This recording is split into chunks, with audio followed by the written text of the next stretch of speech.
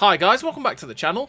Today I've got 3 replays in the American Tier 8 Premium Medium Tank, the Soldier on M67. Now if you do like the video, as always, don't forget to like and subscribe down below, as it really does help out the channel. And yes, the M67 Zippo, or the Soldier on. This is part of the Metal Fest collaboration that they've got going off at the minute, and it is part of the Megadeth section.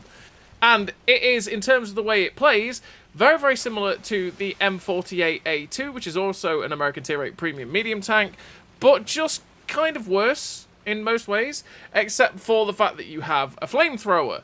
So your main round on the Soldier on M67 is flames, as you can see on the left-hand side of your ammo selection. The third choice round, which is where HE might normally be, is actually AP. You've got heat rounds. So the AP rounds on this vehicle have 192 penetration for 240 damage. The premium heat rounds have 258 penetration for 240 damage as well. You've got 914 meters a second shell velocity on the standard AP, which really isn't very good. It's below average, I should say. It's not that it's not very good, it's just below average. And you've got 1219 meters a second shell velocity on the heat, which is pretty decent. It's pretty good for heat rounds. So if you want to actually shoot at distance, the heat rounds can be a lot better for you. But the flames are the main round. They basically will help against tanks that you really can't pen with your main cannon. And you can hit with up to a range of 262 meters with this flamethrower, which is a lot further than most of the other flames, because a lot of the other flames are a lot more shorter range, so that's kind of helpful. But at the same time, it can be a bit of a pain because you have to load it instead of the main ammo, and it does take quite a while for you to be able to tick the damage out of the enemy vehicle. Meanwhile, they're hitting you in that same period of time for probably about the same amount of damage you're actually going to have to do to them. The reason it's not that useful is because you're having to expose yourself for way too long to do the damage you need to do.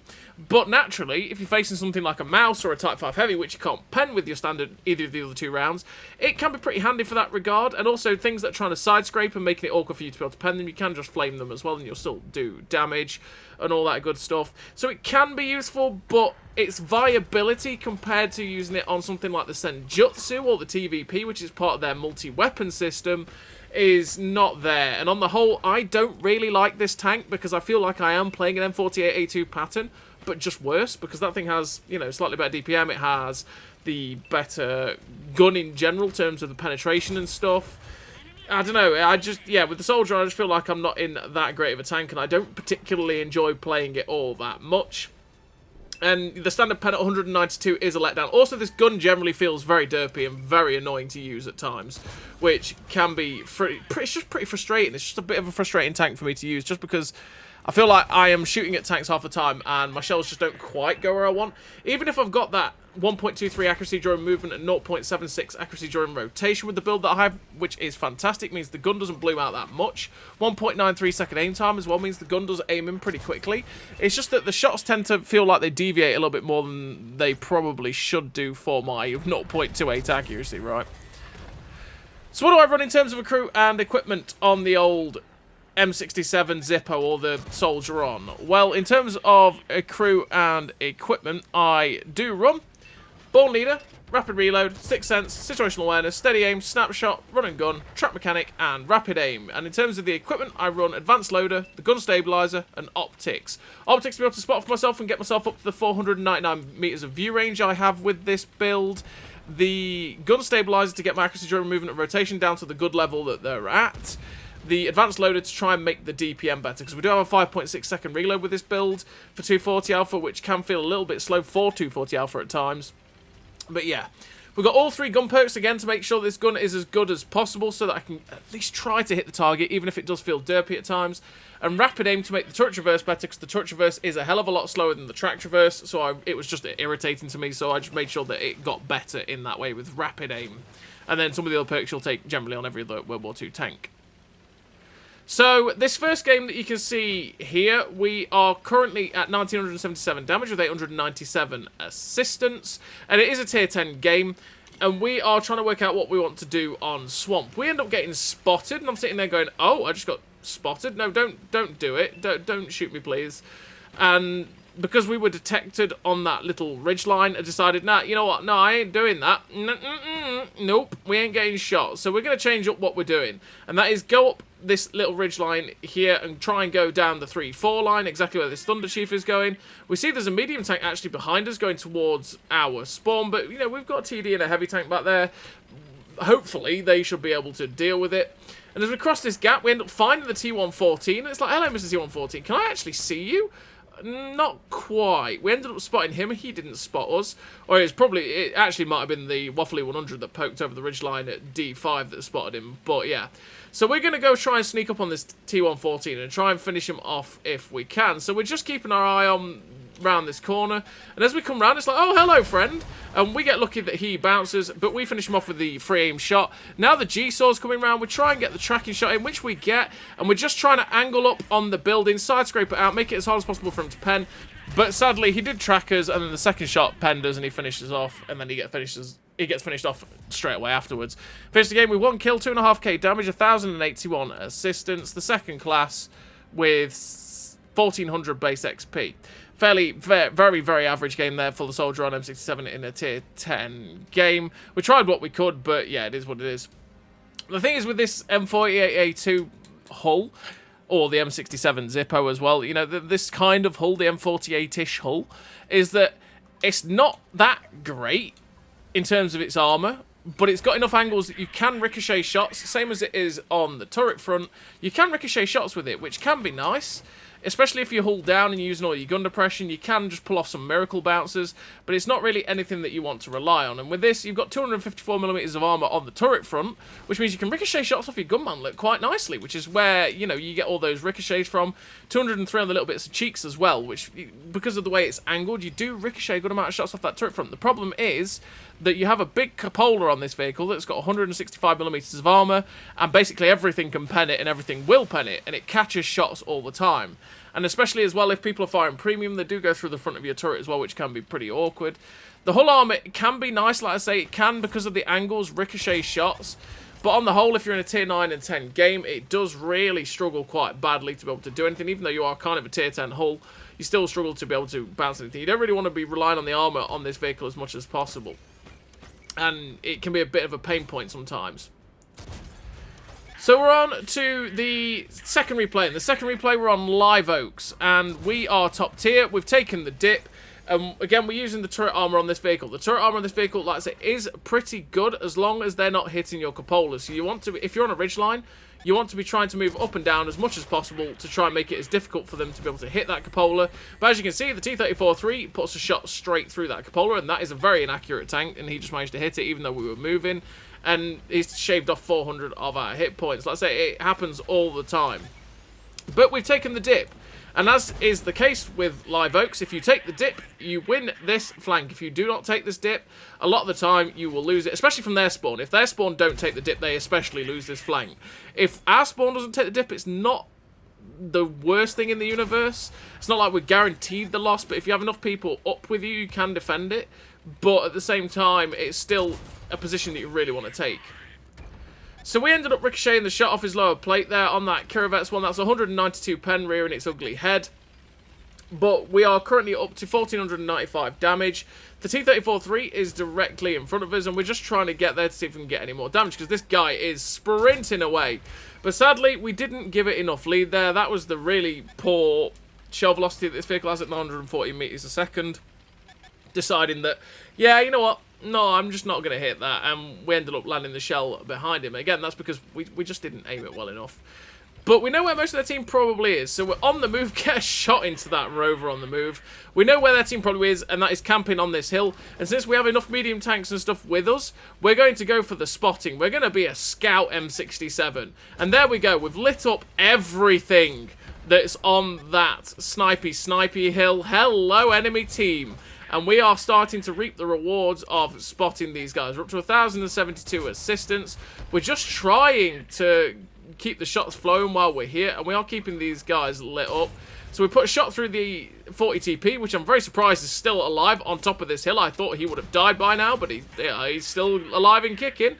And we're just going to farm this guy's hit points. And, finally he gets hit by someone else. We load heat, because 192 pen is really not going to go through a KV4. Might do flat on, but even then it's still a bit of a troll. But 258 penetration on the heat rounds, which is pretty good, will go through the KV4 if I hit him in the right spots. Because it's still not guaranteed to go through a KV4 258 pen. It's just that even with 192 pen hitting the right spots of a KV4, still the gun laughs at me and says, aha, no. So we are just progressing up. The KV4 is a one-shot. We're at 3.1k damage. You can see we've got 2k assists now. Put a shot through the 88 to finish him off. We're up to 2 kills, 3.3k damage with that 2k assist. The T-34-3 is running down the A line. They've got a light tank at C3, and the 2 other remaining tanks are probably in the town, so we're just going to close in and see if we can beat our teams to some free damage. The T-34-3 thankfully hits the ridgeline. I think, okay, you know what, I'm going to ram you now, Mr. T-34-3. Put one shot into him, ram him for 71 and finish him off. There's the Huntsman, and there is the other medium tank in the town. So we put a shot through the Huntsman's upper plate, and this Huntsman is firing HE. So I'm not really that concerned about the Huntsman. We track him in place, and we're getting a bit more assistance for tracking him because he had his head popped by the STG. M46 Pat in Korea at the end of the street as well is tracked in the open. And again, I've got all the hit points. We've got, well, he's got way better DPM than I do, but I'm not exactly scared of him as we do have the hit points. Sadly, we didn't finish him off with that shot, but we did put him down to a one-shot. The KV2 misses him, so we'll take the free kill. Thank you very much, and we secure our 4th kill of that game. Finish the game with the epic victory. 4 kills, 5,097 damage, 2.5k assistance, with the Ace Tanker Confederate, High Caliber Steel Wall, and the Sniper Medal for 2,195 base XP. Pretty damn nice game there for the Soldier on M67. When you top tier, this thing can be pretty decent, and that's because your armor actually means something. Your 192 penetration isn't a drawback at all. Well, still is at points, but it's still not too bad. And because your turret armor means something as long as they don't hit the cupola, you can still be okay. There's the flamethrower right there that you've seen. You can see I had to load the main flamethrower on the main gun and then switch back to AP. I just don't really use the flamethrower on the Soldier on that often. I use it for the memes occasionally. And very, very certain situations, like I say, like Mouse or Type 5 Heavy, or in street brawling situations where people are side-scraping and making it awkward for me to be able to get shots at them, I just decide to flame their tracks instead, which then does damage. Because, well, I can do damage regardless of the fact that it's side-scraping. But apart from that, it's very, very rare that I actually ever use the flamethrower on the Soldier on. Unlike the Senjutsu, which I use it all the time. So we're on the 3rd and final replay of this video. And this time we are on Sand River. And it's Sand River Encounter, which means we all spawn at A, B, C 1 and 2. And they all spawn at C, D, E 0 and 9. And this spot here we're taking on this little sand dune is a great spot to take on Encounter, because I can go hull down on this sand dune and get free shots into their team as they try to climb to where this panther has gone. But also, if not many people go that way, I can then go get hull down on the little ridge line in front of me and start shooting the people that are directly in front of where we're shooting at this current moment in time. And we can, again, use our turret armor, hope that they don't hit the cupolas, and just work them over with the fairly average DPM that this vehicle gets. So we put a shot through the IS-2, and I realise, oh, there's a Reaper Scythe. What is the Reaper Scythe? He's directly behind us. Okay. And then there's an IS behind. They're pushing very aggressively into a very dangerous position for them behind, because our team can farm them quite easily in those low sand dunes, as is starting to happen. So we get a free shot into the SU-152 to finish him off. The Reaper Scythe is in a very dangerous position for him, so we put a shot through his tracks. Unfortunately, didn't pen him, but we're going to go through the lower plate this time, and I think, okay, I could load the the flames to finish him off because he's within range, and then he's only 53 damage, right? We don't have to hit him for too much. And in fact, there we go. We load the flames and finish off the Reaper Scythe there, because then we don't have to risk a bounce. Again, it can be useful in certain situations like that. Now the HWK 30 in front of us pokes over to try and get a shot, but we finish him off.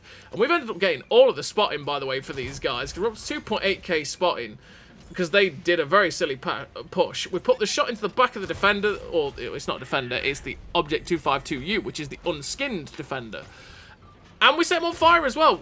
he's tracked in a dangerous position for him. Hopefully we can get the reload to finish him off, but sadly we couldn't quite do it. The Black Prince isn't looking at us, so it's like, Mr. Black Prince, this is a free farm of a game. Don't mind if I do get a free shot into you. Again, I have turret armor. It's giving him a very awkward shot at me, so I'm pretty sure that this guy might not pen us. But actually, he does end up penetrating us, and I decide, okay, no, you know what? I'm not going to just sit here and play peekaboo with the Black Prince, even though I'd win on the trading stakes. We're at 3.5k damage, 3.1k assist. We're going to help this Tiger out with the Jagdpanther 2.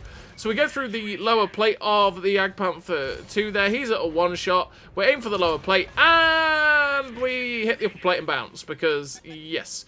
But we make sure this time, and the shot goes in to finish off that German Tier 8 Tech Tree Tank Destroyer. There's a UDES 14 Alt 5 up on the dune over here. We're going to try and get the shot in. It does fly true, but he does also pen us for a good amount, which is sad. I decide, okay, you know what, I'm going to ignore him. And the reason for that is that I can get to the ridgeline over here. I should still be able to shoot the UDES from the ridgeline near the cap. But also then I'm progressing towards where the rest of their team is. The UDES does drive out. We aim the shot, make sure it's aimed in, and it flies through and finishes off that UDES 14 Alt 5 just as he gets unspotted. The Piggy fires, and I'm like, okay, I want to ram you, Mr. Piggy. Hello, sir. And the IS-22 just gets the shot in to finish him off before we could kill him with a ram. I'm so sad. But we finish with the victory. Top of the team, 4 kills, 4.8k damage, 3.3k assist. The ace tank of the high caliber with 2,414 base XP. A really fantastic game there for the soldier on M67. A tank that truly I don't think is that good of a vehicle. You can have good games with it, as I've just shown. But to be honest, yeah, I don't really get on with this vehicle that much. The first game was more likely what I tend to have on average, and the gun just feels a bit derpy at times. And the flames, you don't get to use them all that often. You're probably just better off with an M48A2, which just has slightly better everything, really. So as always, everybody, thank you very much for watching. I'll see you next time.